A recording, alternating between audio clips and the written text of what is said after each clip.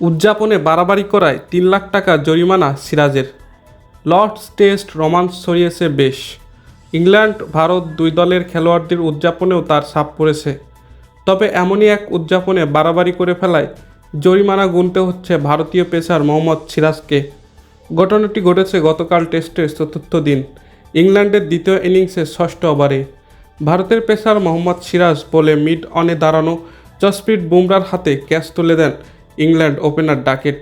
Out করেই ডাকেটের দিকে তেড়ে গিয়ে উদযাপন করতে দেখা যায় সিরাজকে।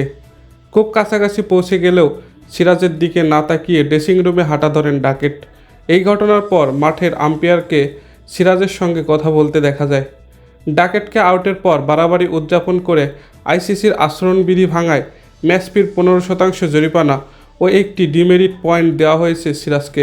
আজ আইসিসির সংবাদ বিজ্ঞপ্তিতে বিষয়টি জানানো হয়।